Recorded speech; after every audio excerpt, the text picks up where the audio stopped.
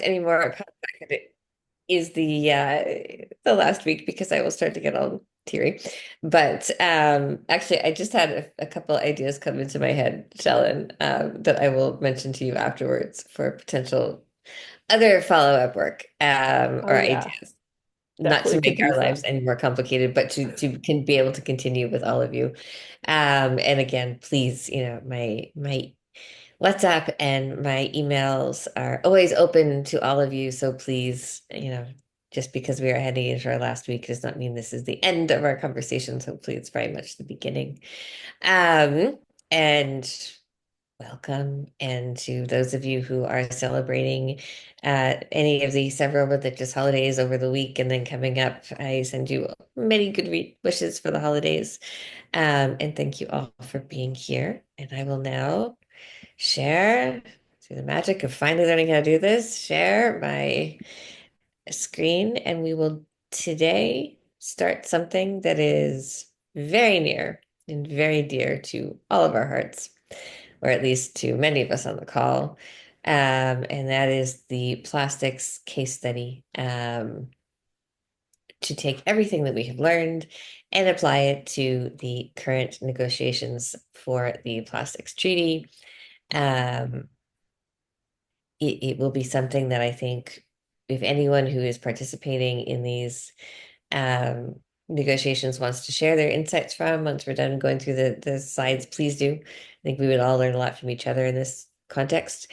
Um, we will split the module discussions between the various INC processes and then an idea of what comes next. So depending on our time, we will either get through INC3 or INC4, and then we'll pick up on Thursday with the remainder of the discussion, um, and answer questions and talk about what comes next. And also, for any of you, just to kind of plant a seed to think about for Thursday, for any of you who might be trying to figure out kind of what the next steps are once we do have a treaty in terms of ratification processes and also what implementation will mean if you're working with governments or you're working with community organizations or any type of um, stakeholder or observer. Please ask questions, send questions after this if you want to talk more, because it really is kind of an evolving process. And we'll talk about the treaty as a case study, but it is very much something that is the opening in a much larger process that many of us have committed to for a long time to come. So um, I am looking at you, Shellen. Anyway, there you go. So in this module, we will apply everything we have learned. So we will apply the idea of what international law is. We will apply the idea of what treaty law in particular is, how treaties work, and then also what the idea of multilateral environmental agreements or MEAs is, and then how they work together, also how they work with various elements of this potential for the Global Plastics Treaty, to give a sense of what this looks like in practice now that you've learned about it in more of a theoretical base. We will also understand the main issues and the policies, and it should be policies, not policies, but there we go. I will fix that.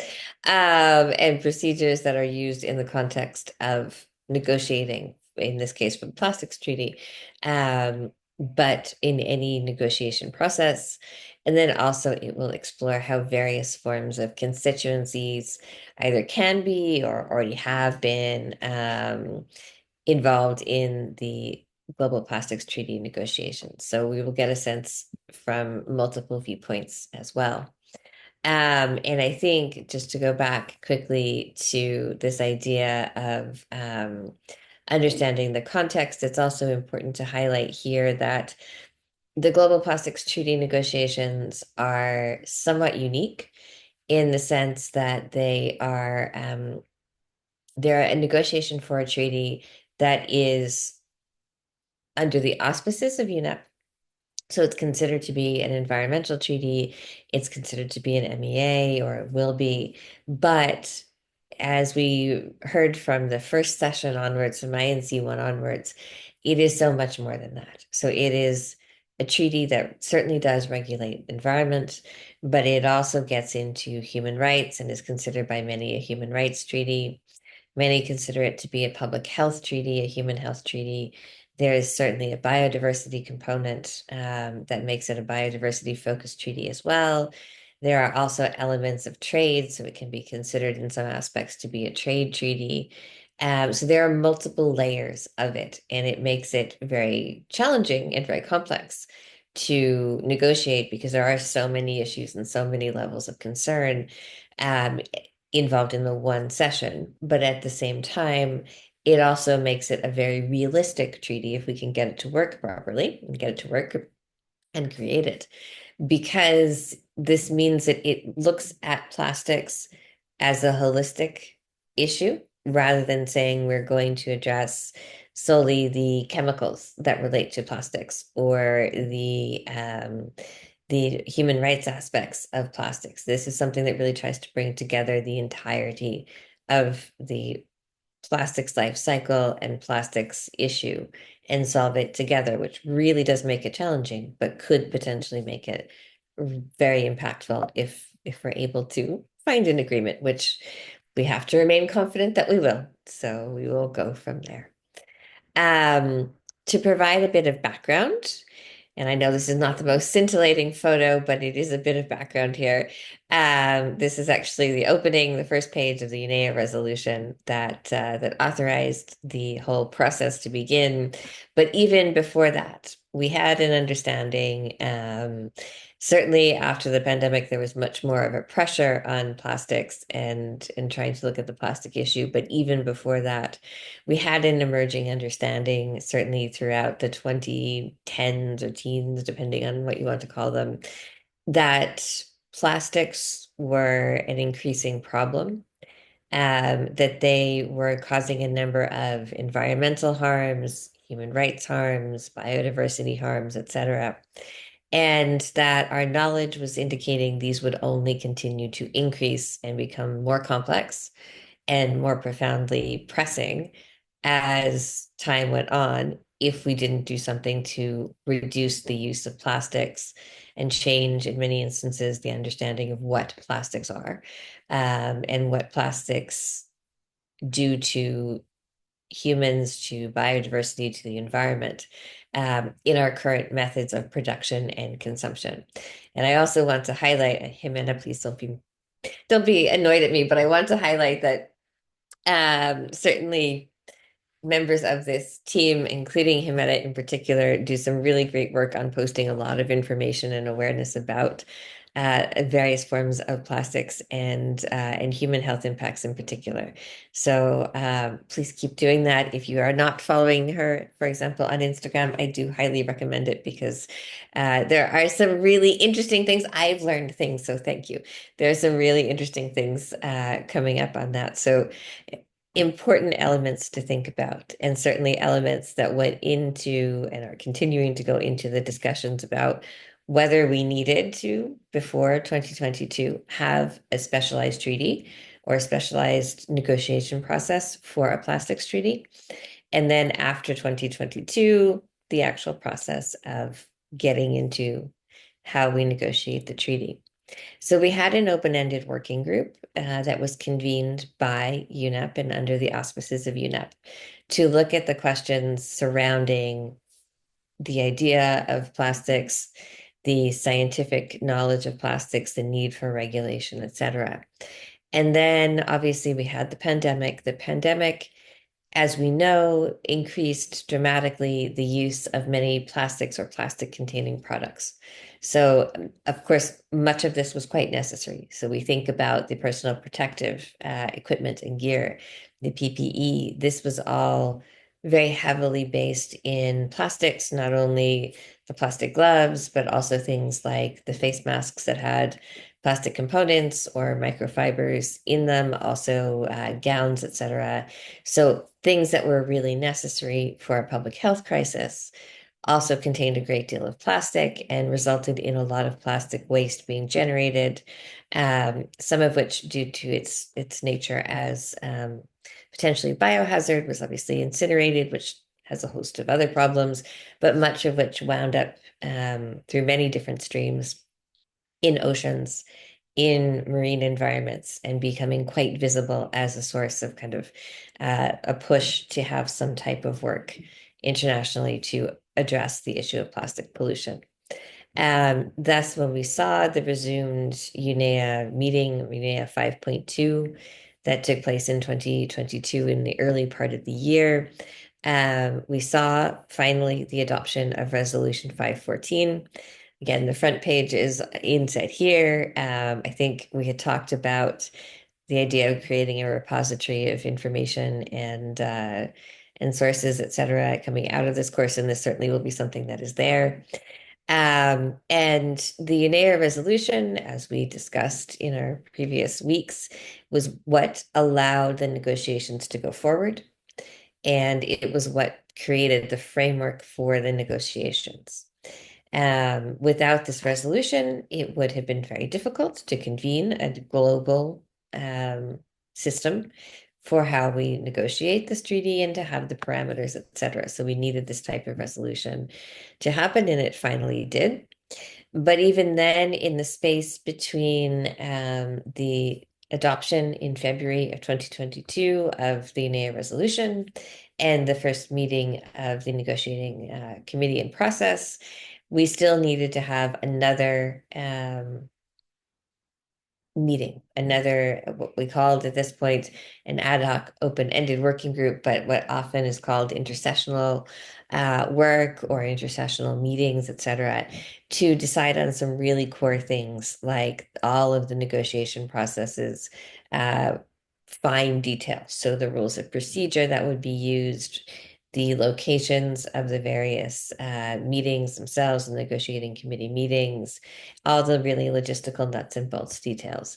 Also to iron out issues like who would be the chair, where the chair would sit, all of these things were adopted in the ad hoc meeting. And the ad hoc open-ended working group did ultimately adopt the rules of procedure, although there was some debate and discussion about various aspects of the rules of procedure relating to voting, as we have alluded to in our previous discussions. And those, as we'll talk about shortly, have continued to come up again and again in the subsequent negotiating processes. We also saw the decision, obviously, to locate each round in a different location, in a different city and country throughout the UN geographical regions. And there was a decision taken that formalized the process by which we had a geographic region, being GRULAC, so Latin America and the Caribbean, designated as the seat for the chair. So the chair was known to be coming from particularly from Latin America. The question was where that would be. And ultimately, there was a decision coming out of the open-ended working group, ad hoc open-ended working group.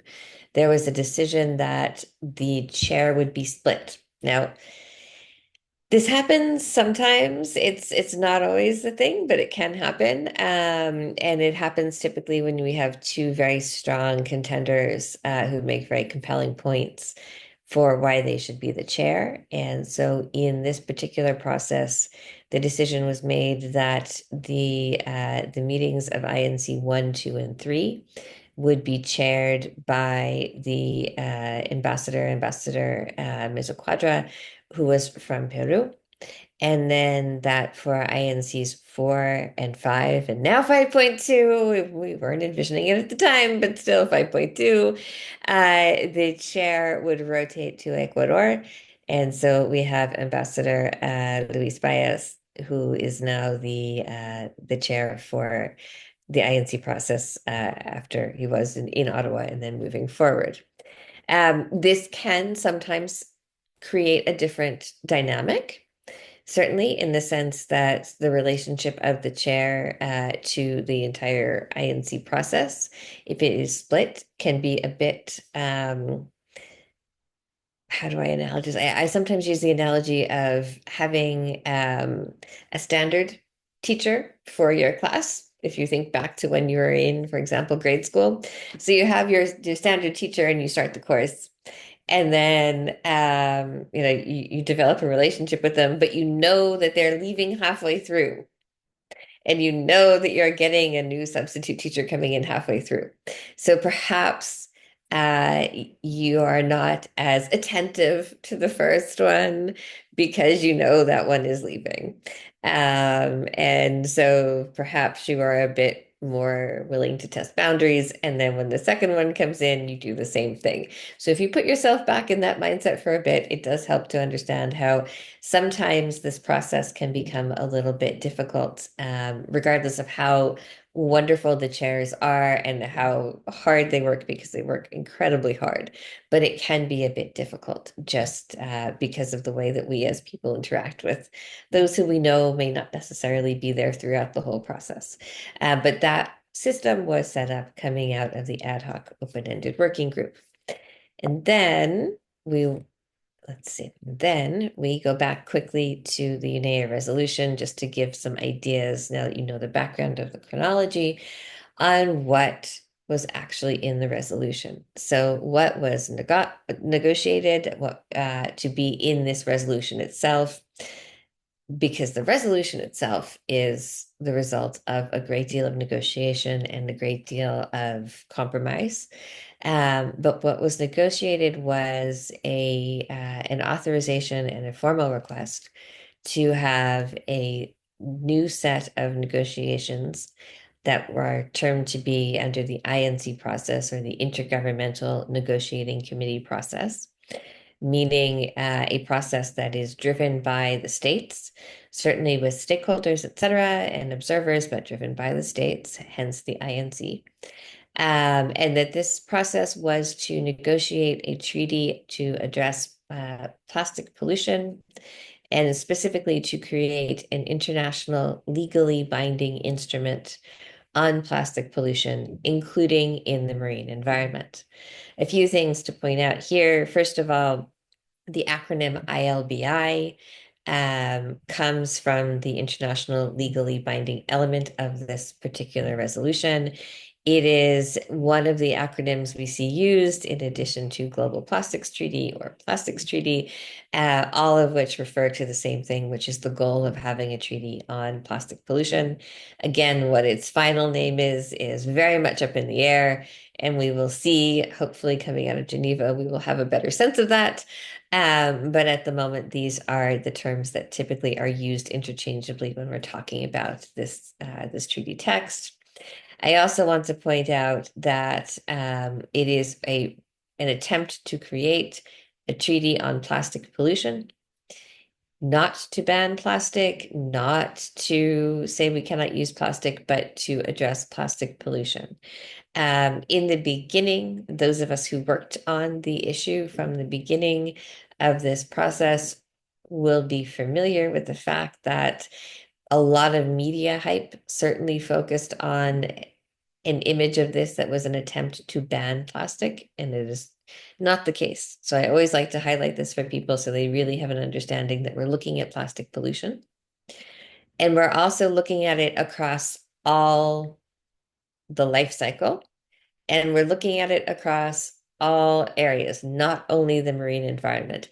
The marine environment certainly is quite critical, and it was highlighted in the language of the resolution because it does affect the marine pollution aspect. It affects so many different communities and countries, and especially small island developing states and developing states generally that typically have no responsibility for the waste that winds up on their shores. They don't know what's in it. They have a great deal of issues dealing with it because they don't have the capacity, and they also don't have the knowledge to know what it is they need to clean, but they still have to practically deal with it. And so the idea is to address particularly marine pollution, but also terrestrial pollution as well.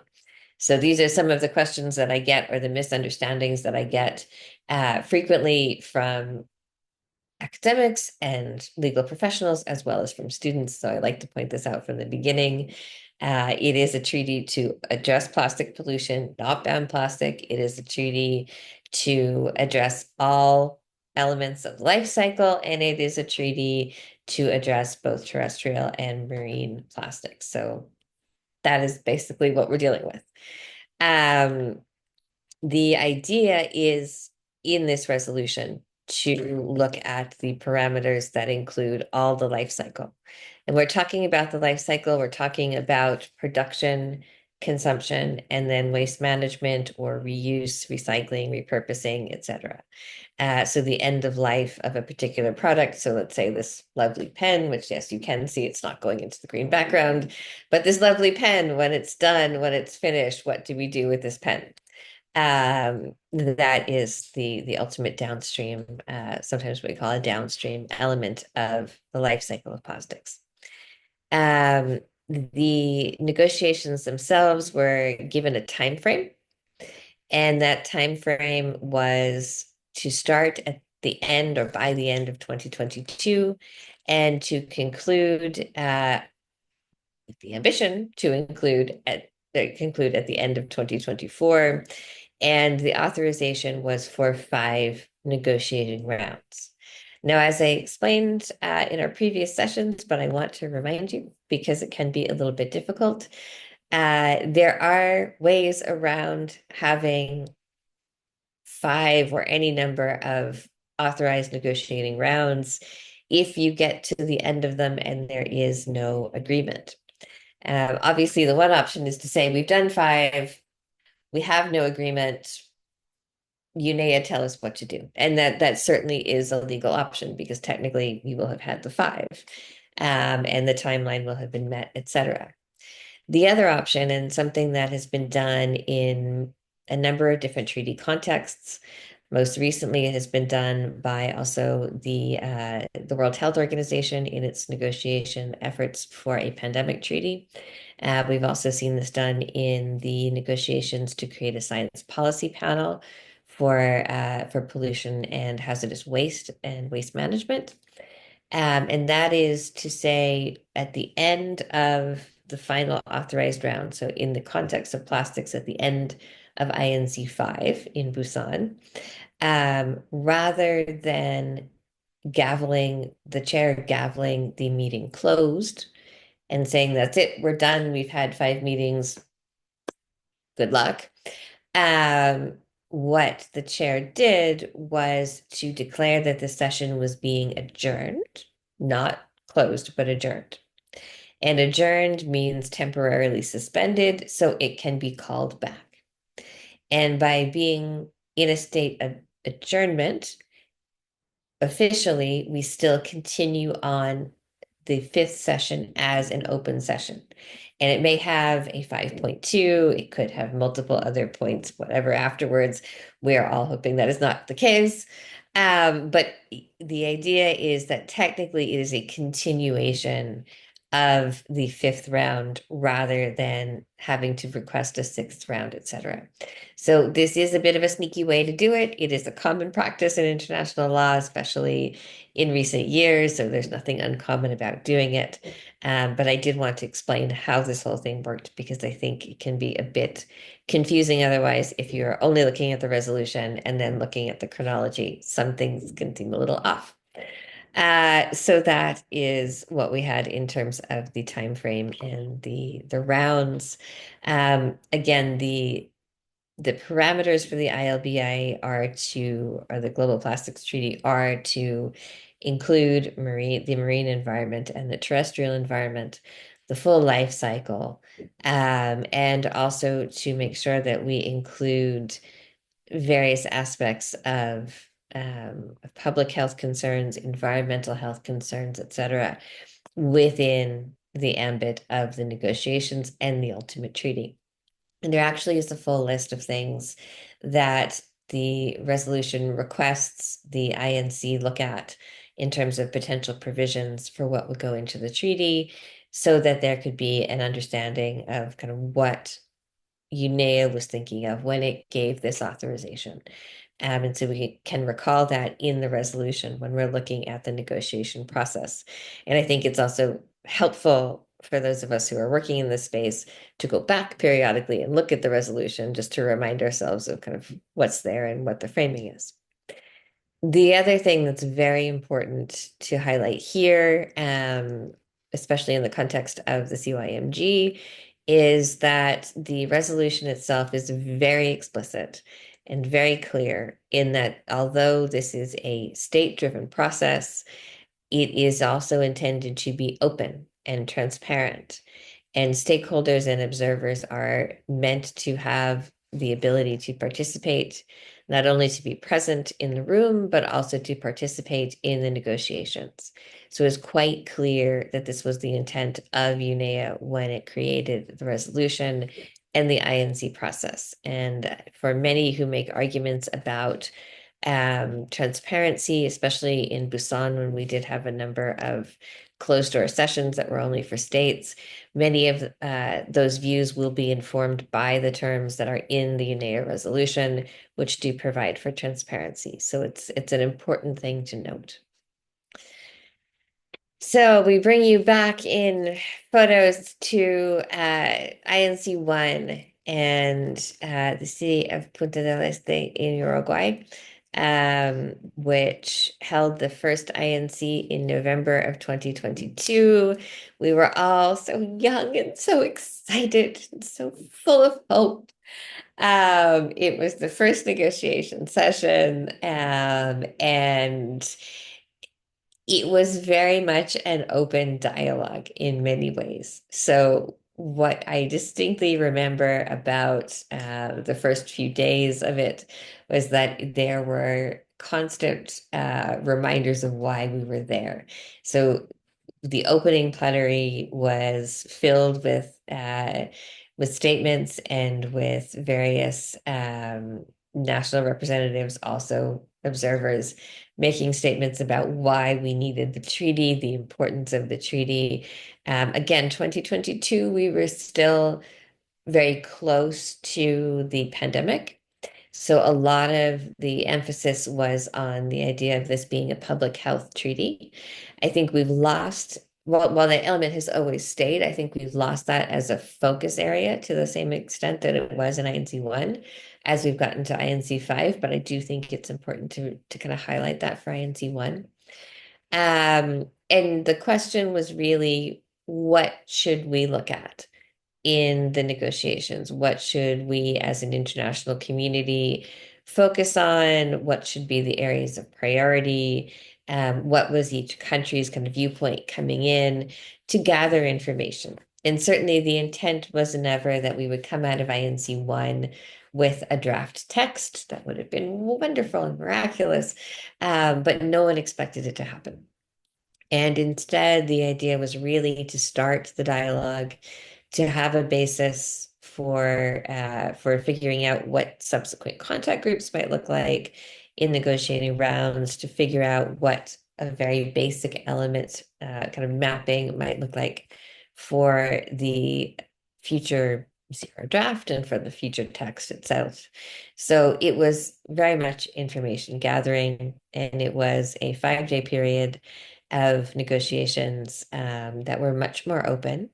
And we didn't really see textual proposals being made. We saw areas of focus and priority being suggested and highlighted, but we didn't see countries coming in with textual proposals the way we have in subsequent rounds.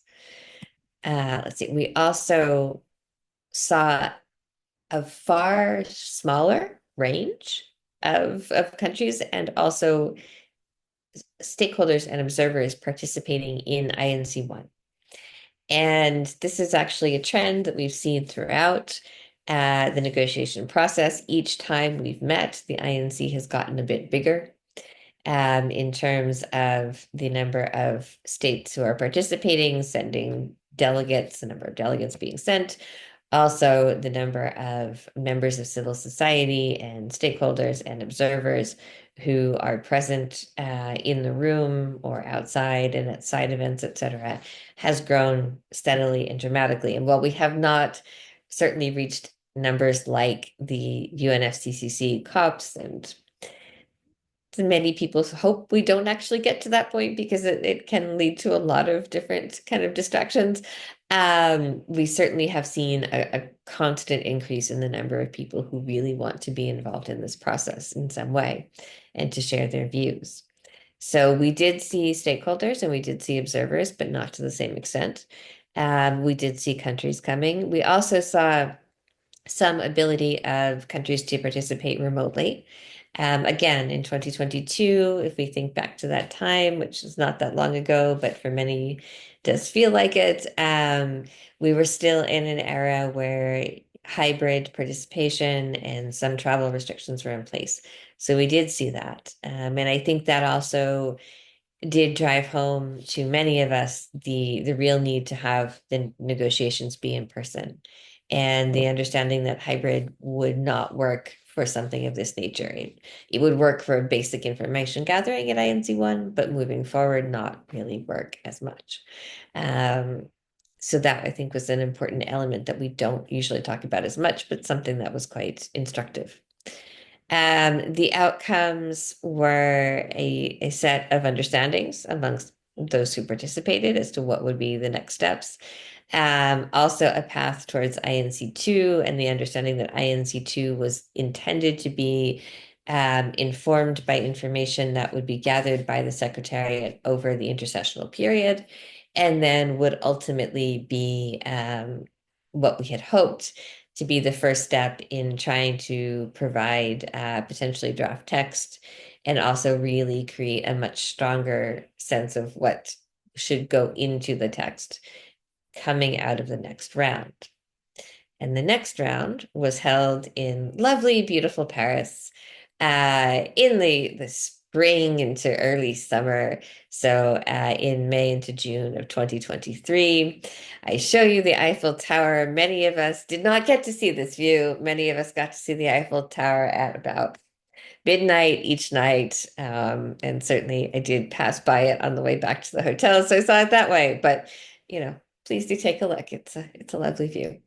But again, the aims of this round were slightly different. So we were transitioning from just basic kind of consensus building, information gathering, understanding what the countries and the involved stakeholders and observers wanted to do with the treaty, and trying to move more into the textual elements of what could be included in the treaty. This was the aim. I should point out that there was a bit of controversy before we went into INC2 because the venue size was a bit of a challenge. And I think it's important to highlight here not to create any negative viewpoints, not to place any blame, but just to make a point about the things we don't usually think of when we think of a negotiation process potentially having a great impact. So things like venue size, things like internet capacity, which we'll get to shortly, things like availability of extra meeting rooms and even very practical things like availability of food, etc., all play a role in the negotiation process in a way that we don't typically think about when we're stepping away from it and looking at it from an outside perspective.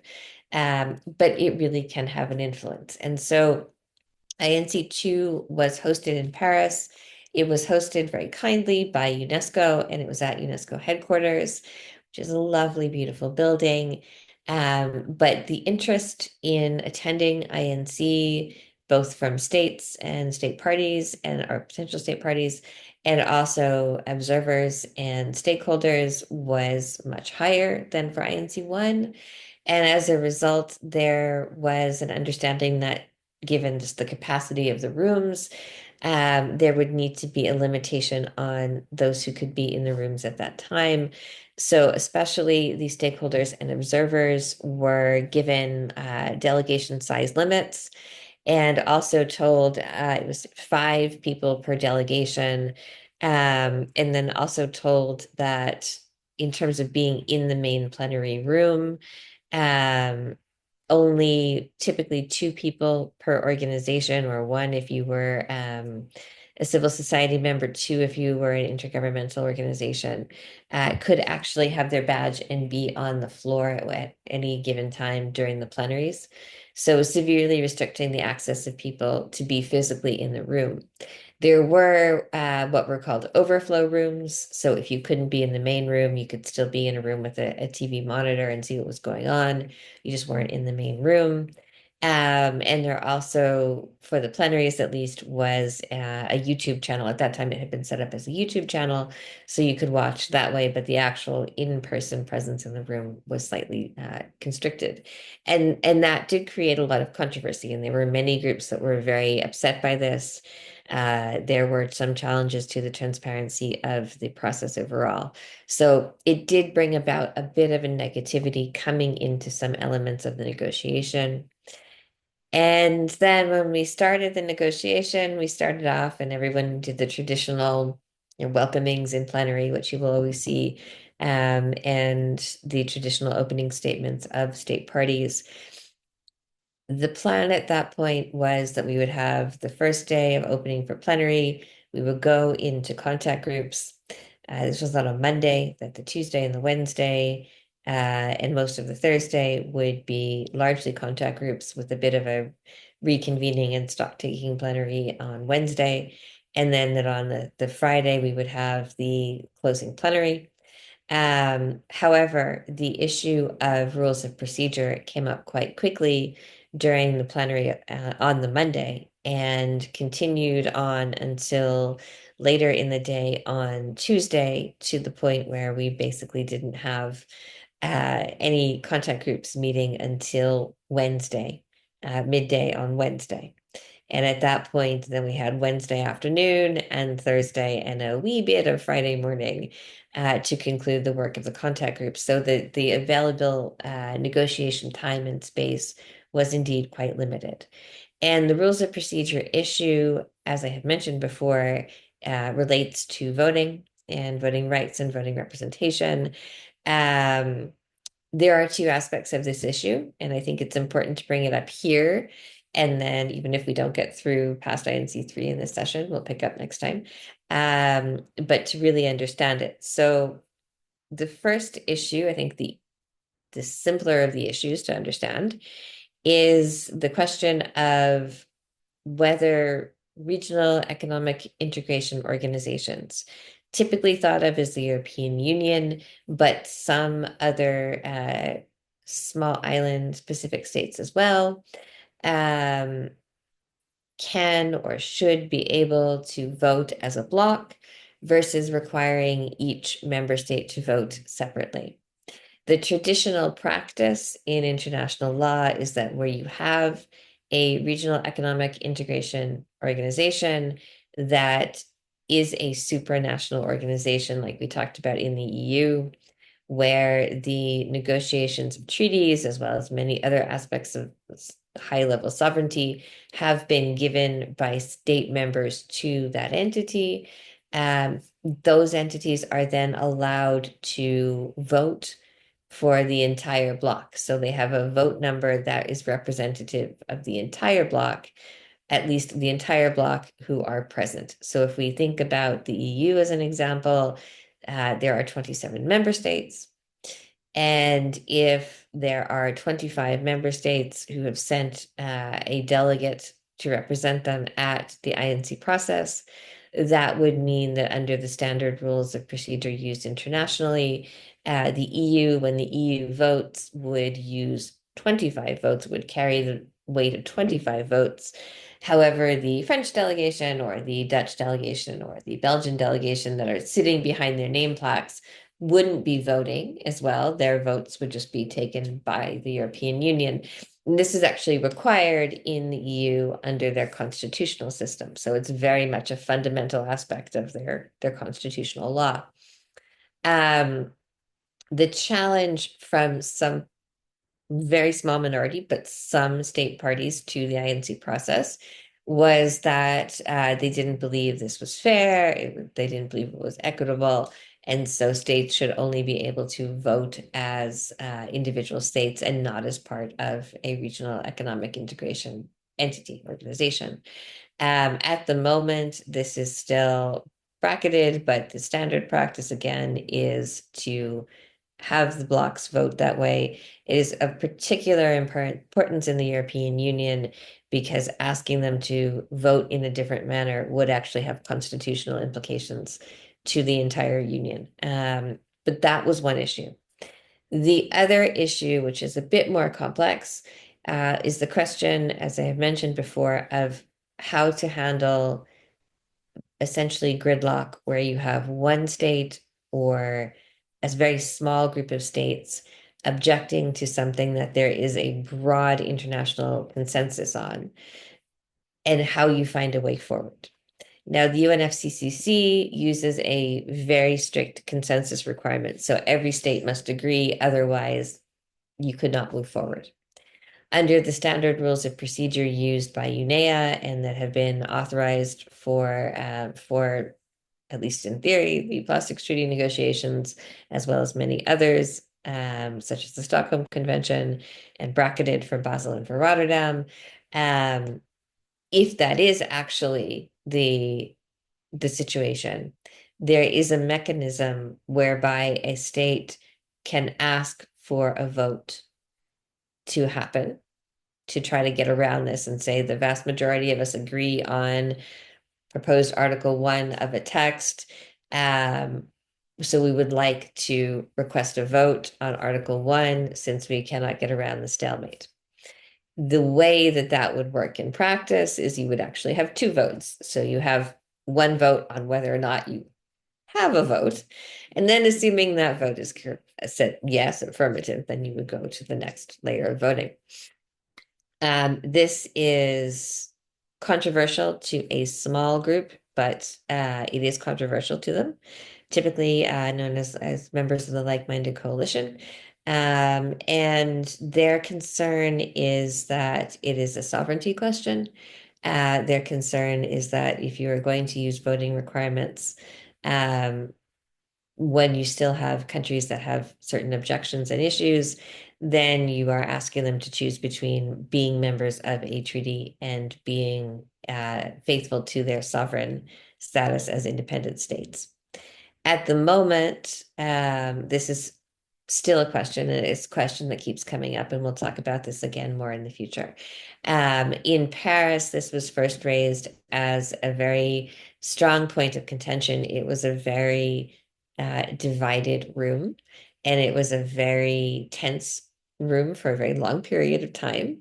The ultimate resolution to this was essentially not to have a resolution of the issue, but to have a note placed in the official record to indicate that some of the states were not comfortable with using the bracketed text that would allow for the voting.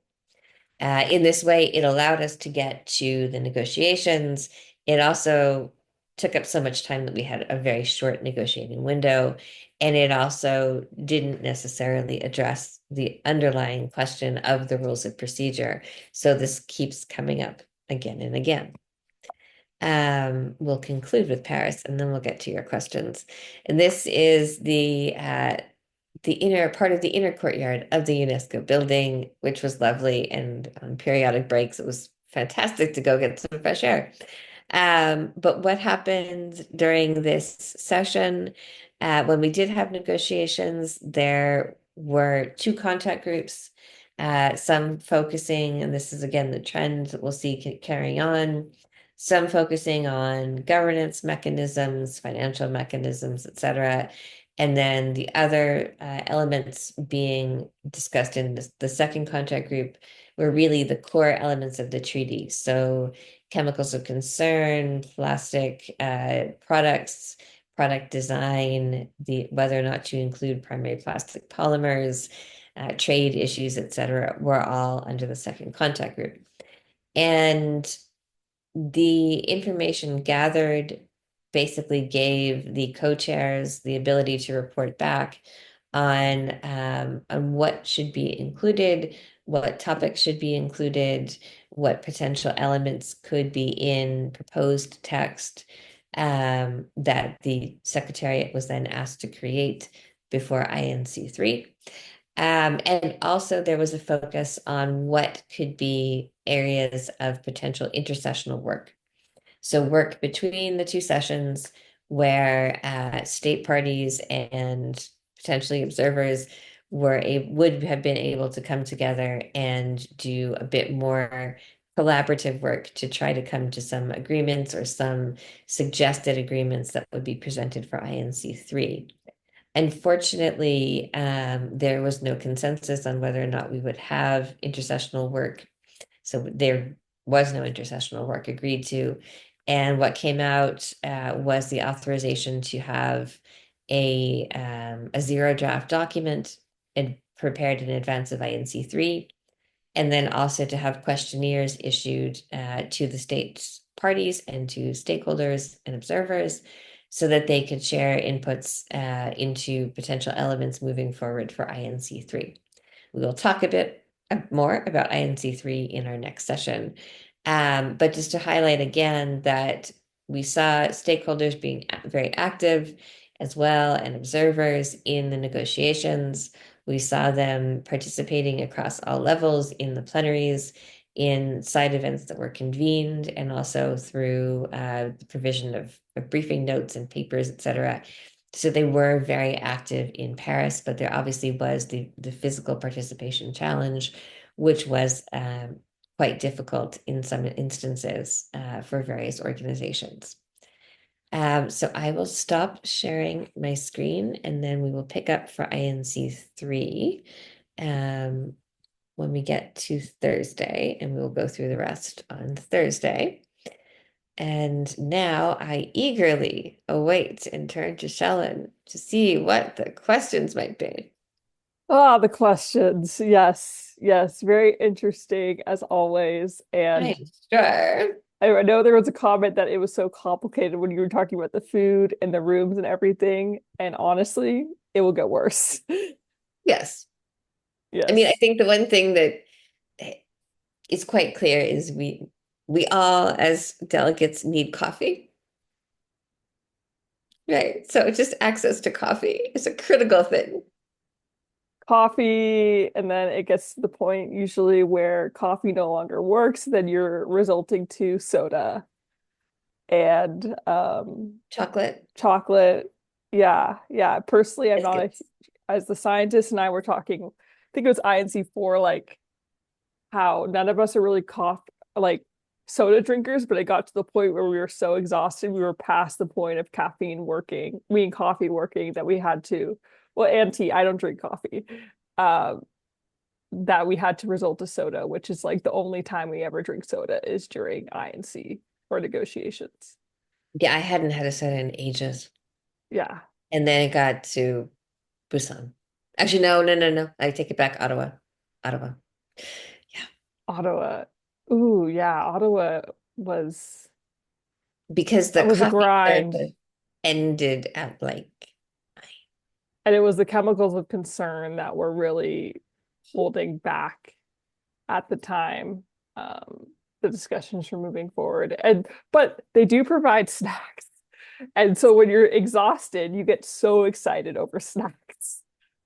never been so happy for a biscuit in my life. Anyway, yeah. Yeah, same. Gummy bears. Okay, anyway. So I guess this is just a general question. Um, it has Yeah. certainly been a discussion among the youth coordinating for INC 5.2 is that why is there a funding gap? Because the INC budget came out today and there's like a 600K funding gap. And how is that going to be resolved? Um, I am not a good economics person, right? We know this. We know this well. But the funding gap, first of all, when we have to think about budgeting for organizations, we have to think that they are depending on the budgetary cycles that come out of their own requirements of 2 years, 1 year, etc. They're depending on state parties to meet their budgetary requirements. And also, when we're looking at negotiation sessions, if there are five authorized, the assumption is that there will be five. Not that there will be 5.2 or 5 point however many, but there will be five. And so when they do a longer range, say 2-year budget or 3-year budget, their budget will include five, but it won't include, 6 in the sense of having 6 meetings, or anything like that. So that's, I think, part of it. There is an element that I think the intersessional work, while we kept trying to have it happen, um, when it did ultimately happen in between 4 and 5, INC 4 and INC 5 in Bangkok, that was, I believe, very costly. And so having to do that as well, I essentially you could think about it as a slightly smaller session. So think about it as like essentially a seventh session. Um, and that was very costly. And it also depends, I think, on where you're having it held. So there are some locations that are much more expensive than others. And there are some that when you're doing the what we call the DSA, so the daily standard allowance. So if you're from a developing country, for example, and you're coming um, as one of the funded delegates by UNEP, not only will you have funding for your travel and for your accommodation, you will also have what's called a DSA, so an allowance to make sure you eat and make sure you have public transportation access and fundamentally that you're able to sustain yourself. So the DSAs, as they're called, will be dependent on where you are, right? Because we know that cost of living varies greatly between country and city and geographical region. So the cost, for example, for Geneva will be quite high and will be much higher than they were for perhaps Busan, or for Nairobi, etc. So that is another factor that goes into it. Um, I think we're and then all looking, of the very practical logistical costs and considerations. I mean, I think assumption that it paid by the UN, but literally when we mean a member state driven process, it's literally also everything is paid for, even the positions within Yeah, the INC Secretariat are paid by member states. exactly. And when do you think about it and you look at the logistics of it, it's every piece of paper, the security stuff. So when we're in UN buildings, there is obviously an already existing UN presence there, and we use their security staff, etc. But when we're in other venues, so for example, in Busan, there is UN security staff that will travel and will go, and they perform a truly vital service, and we are all very, very grateful to them because they allow us to do the negotiations and be safe and be secure, Mm. but they all have to be brought and all of their equipment has to be provided and paid for or rented, etc. So it's every little logistical thing like that has to be funded. And it is very expensive. It is very complicated. Yeah, it is. It is. Okay. Mm, And that's literally what I woke up to 100 plus messages this morning was about the budget. Yeah, Um, yeah, yeah, yeah, yeah. It's so it's all anybody is talking about. Yeah. that is the big conversation today in the plastics treaty world is the budget. So usually it's something every new every day. It's not like we just have negotiations and then we all move on with our lives. No. It's very busy times. Anyway, No. next great question. What guarantees exist to ensure that the voices of the most affected communities, especially particularly the global south, where many plastic pollution sites are located, are truly taken into account in the negotiations? Another great question. It's such an important question. And it's such a hard question in the sense that um, I think at this point, the most effective ways of making sure voices are heard are twofold. One, obviously, if you can be in the room, it's very important. But I think two, what we're seeing outside of that context is in the lead up to the negotiations themselves, um, providing information, doing webinars, giving speeches, giving for written, so briefings or very short interventions, things like that, can be really powerful. Because what we know now as we're going into 5.2 is that there's a feeling amongst many states that this is a state-driven process. And so the observers and the stakeholders will have room in plenary, but not necessarily room to speak in the contact groups because the states want to advance quite quickly through the negotiations rounds, which is, again, one can critique it, one can also see it from that point of view as well. Which means that the space and the options for those who are not state parties are limited in a sense. And so it's important to use this time now, between now and INC 5.2, to really kind of maximize the messages that those on the ground have. And talking to those of us who are involved in the process, trying to figure out what linkages can be made, for example, with CYMG, with the other major groups, other organizations, is probably one of the most critical things you can do right now. And also using things like social media, using tools that are at your disposal so you don't have to travel and you don't have to try to incur all of those expenses, but you can inform the people in the room before they go into the room is probably the most critical thing to do at the moment. There was a lot of pushback in Busan from the observers and stakeholders.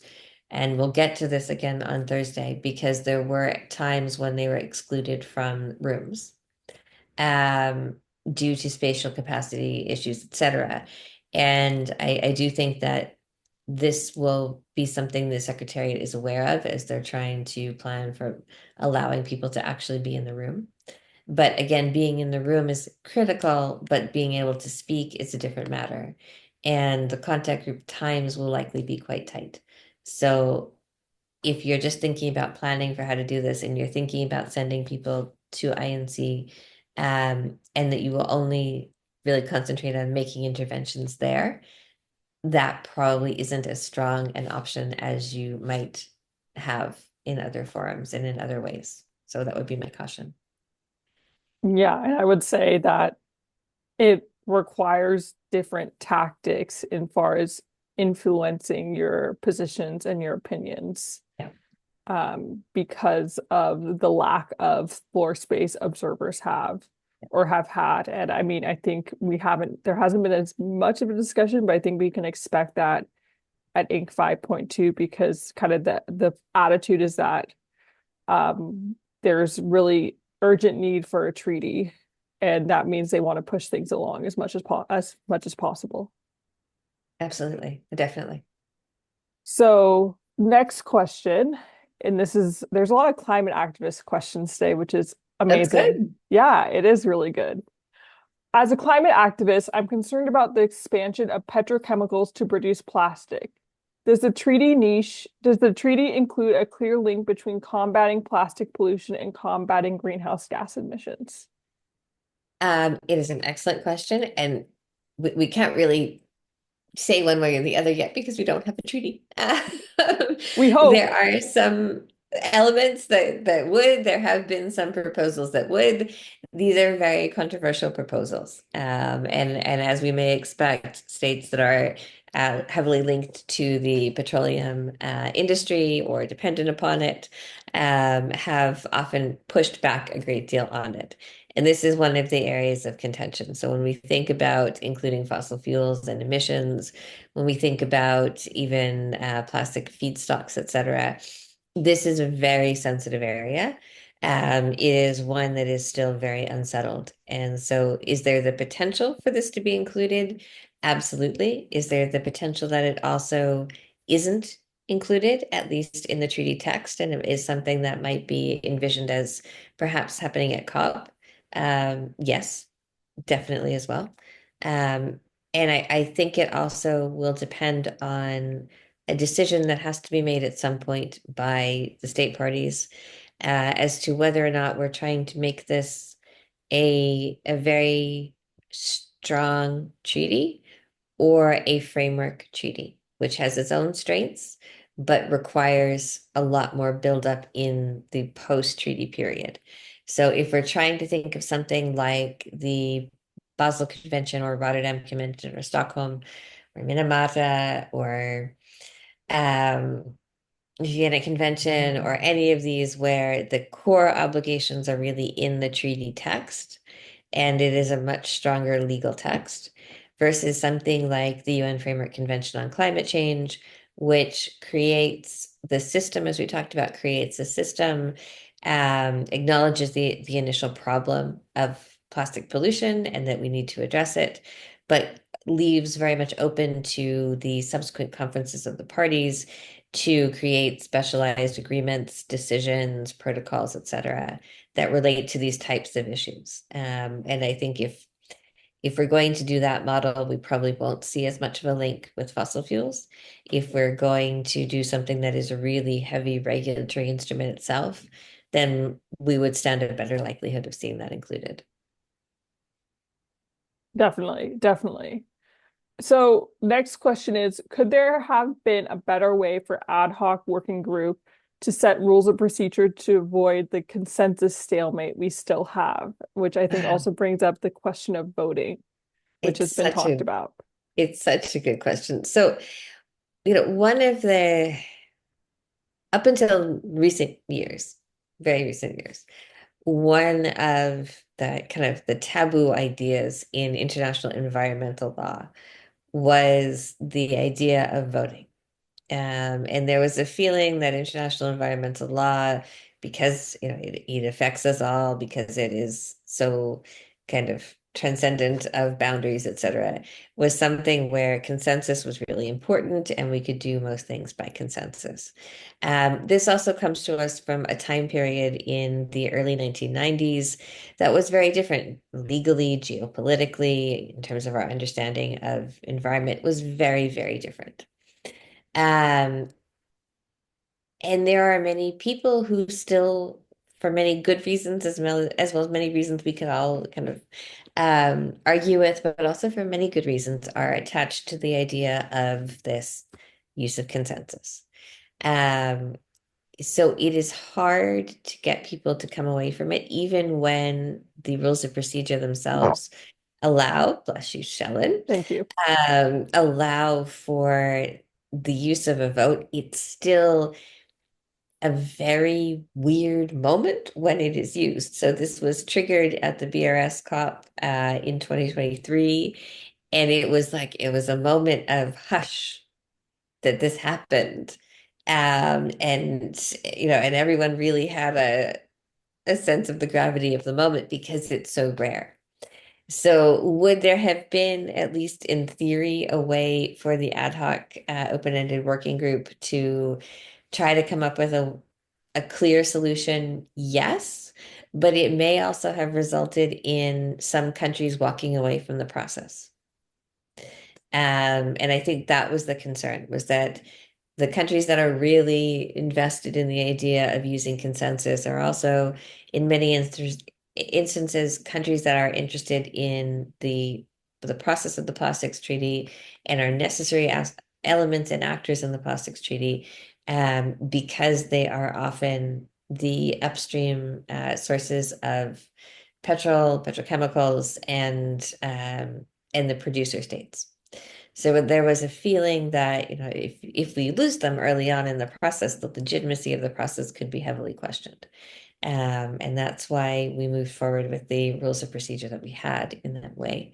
Um, could it have been done differently? I'm sure it could. But again, understanding that whole mapping of the issue makes such a delicate dynamic that the choice to move ahead, I think, is quite understandable.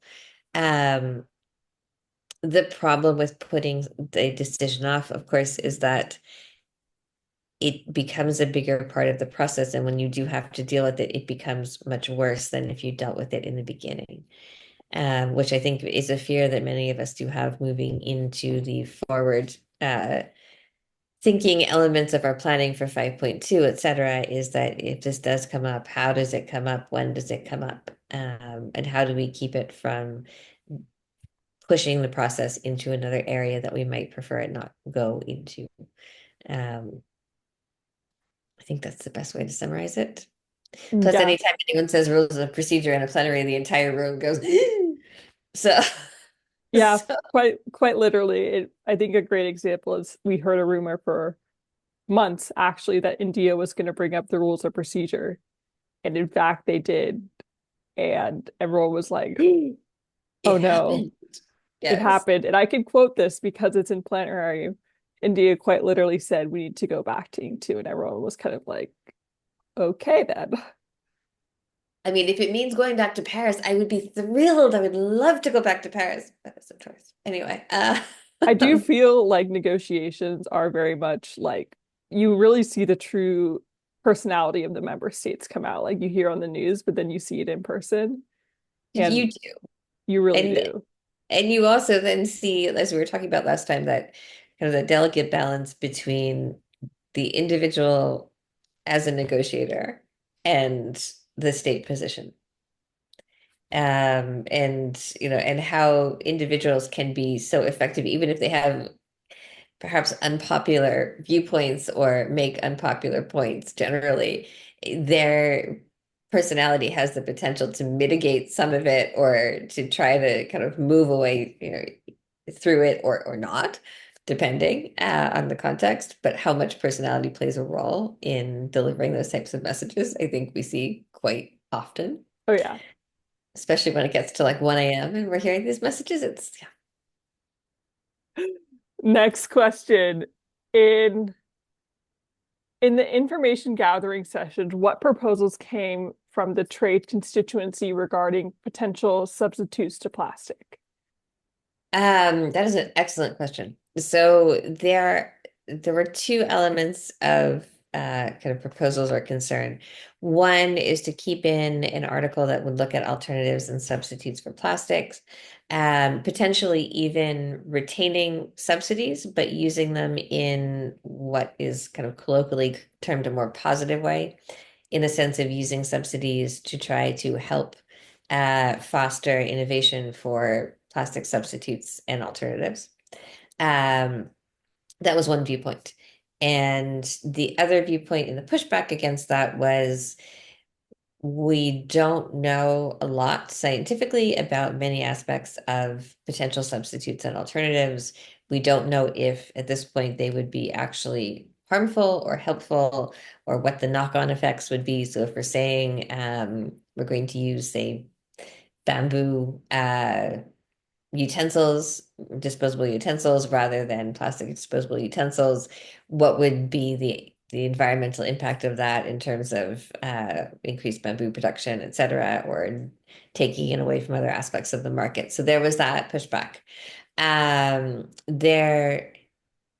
There has been an increased sense, I think, that it's very difficult to find consensus around regulating substitutes and alternatives in the treaty text. And as we've gotten through to INC 5, I think what we've seen is more of a realization that they may be referenced, but more their regulation will most likely come from the conferences of the parties, perhaps the use of an annex or several annexes to list and address them as well. Um, so the discussions were kind of pushing back and forth between what plastic alternatives and substitutes would be, and then their potential for good or for ill, um, which might Yeah. not be satisfying, but is still the way things work. And oh, Ben, we see your comment. Maybe I'll just read it out to you. Yes. Oh, yeah. It's Um, great. Thank you for your presentation, Yeah. Madam Alexander Harrington, but allow me to emphasize one critical or Yeah. crucial point. As long as the negotiations directly avoid the issue of reducing plastic pollution at a source, we remain in the illusion to the solution. Plastic is a direct byproduct of fossil fuels, and it is time to have the political courage to say this clearly in negotiating forums. As a geologist and a climate activist, I see comments every day about how this pollution is taking root in our soils, our waters, our ecosystems. This treaty cannot be a greenwashing tool for the petrochemical industry. It must be an instrument of environmental justice driven by the people, not dictated by lobbyists. Oh, I think that's a critical point. It is a Yeah, very critical strongly point. agree with that. Absolutely. And it's something that, gets lost a lot in I think the discussions that we have when we're trying to get to something that can regulate and make everyone happy. It can get lost very easily. So it's important to have these types of reminders, but I could not agree more. Definitely. See here. And actually, yeah, here's another great one. And I think this is also Yes. very relevant today, really in the current geopolitical climate, unfortunately, is I want to understand why there exists a huge gap in funding on climate actions and environmental conservation between developing countries and the first world countries. Yet it is evident that poor countries need it more. What criteria is used to come to such conclusions? That's an excellent question. So, funding gap and funding from UNEP kind of uses its own internal sources. So there will always be an allowance for an official delegate from a developing country to come. So each country gets one. The idea is that hopefully by having that availability, you would then have two people to be present. The issue obviously is getting those who are from stakeholders and observers there. Um, as a member-driven process, the obviously the focus for UNEP is on making sure the states are there, and so that tends to be where the funding comes from. And obviously, we know that a number of different international funding programs have been hit, et cetera.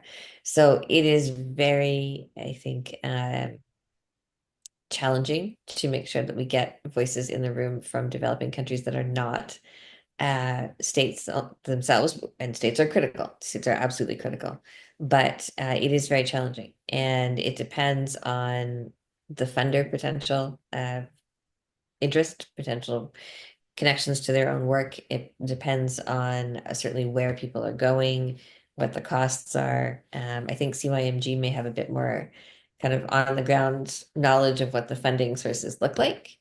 Um, if you want to chime in on that. Yeah, so the plastics treaty is in negotiations is different from, I would Yeah, say, regular UNFCCC. As yeah. far as I know, and I hesitate to say this recording, but this is just my basic knowledge, is that at least for youth, a lot of member states have not funded like youth travel support yet. We've had to rely on private foundations and organizations. There has been, though, on the positive side, a lot of funding for more countries or member states that have been impacted by plastic pollution. And I think we're also seeing that because they're having louder voices in the room, such and they're having larger delegations. For example, and this is I can think off the top of my head at the moment, Fiji's delegation was 11 at INC4. I believe it was similar to INC5, but that's because also um, that not just they're not just getting funding though from their own governments. They're getting funding from private organizations, different other countries. UNEP as well funds Mm. them, but we're seeing, I think, also a particular interest from these countries that we don't normally hear a lot about, which is amazing. And they're also getting more funding to attend because of how urgent this problem is. Yeah. No, absolutely. And I think there's a difference between getting funding to attend an INC, where you are creating the instrument, and certainly for many countries, there is a feeling that you really need to be present in the creation of the instrument if you are one of the impacted countries. So, for example, Fiji, because they are a small island state that is so heavily impacted, versus going to any conference of the parties, not only UNFCCC, but any conference of the parties, where yes, it is critical and it's important. But unless there is a major determination to be made, unless there is an amendment or a protocol or something like that, that is particularly relevant, it can often be a bit less of a priority. Um, because depending on the country, they may not be as engaged in the decisions that are going to be made.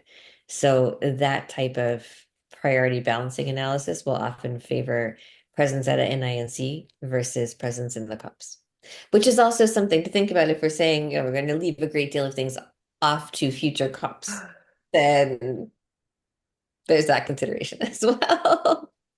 Yes, definitely, definitely. Oh gosh, we're already almost at 9:30. Time flies when you're Oh, having I fun. know. I guess let's see here.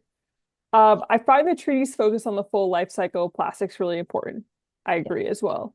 As someone passionate about the circular economy and environmental justice, I'm curious how the treaty can prioritize system change over downstream solutions like cleanup and recycling, which I think is a big debate in this treaty.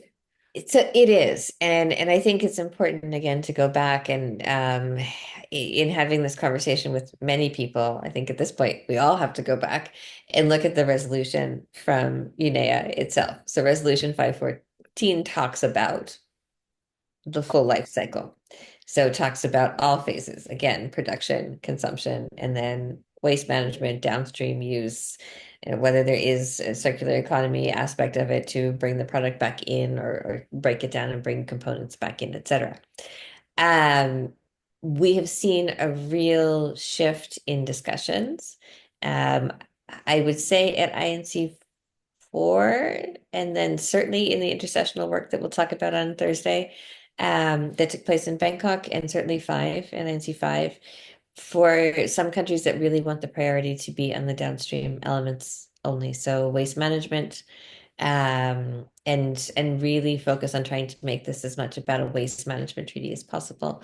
But again, not only do many of us believe that this needs to be a full life cycle treaty in order for it to actually have an impact, but also the UNEA resolution, which is setting the boundaries of what is expected from the treaty, refers specifically to the full life cycle. So for us, just in a matter of law to comply with the mandate given to the INC process, we do need to focus on all aspects of the life cycle within the treaty itself.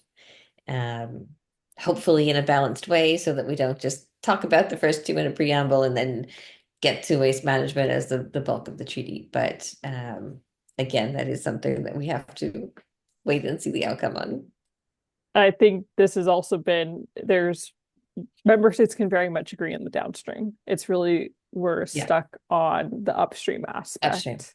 Yeah. And It, I think it's important to state something that certainly publicly many countries have stated, and I know privately many have stated to me as well, and that is for states that are particularly developing countries, but that are dealing with waste and waste management, they need to know what they're dealing with.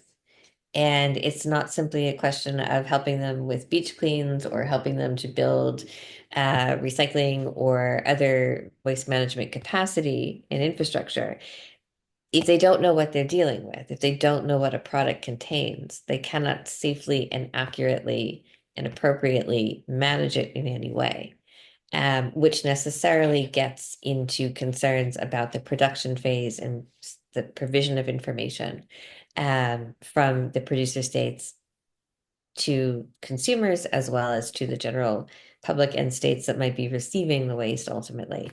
So they know how to handle this. They know what they're looking at. They know how to properly protect the waste pickers, et cetera, as well as how to properly design their own waste management systems. So just that consideration alone really requires that it be a life cycle treaty. with yes, and with that, I know we're at 9:30. I will stop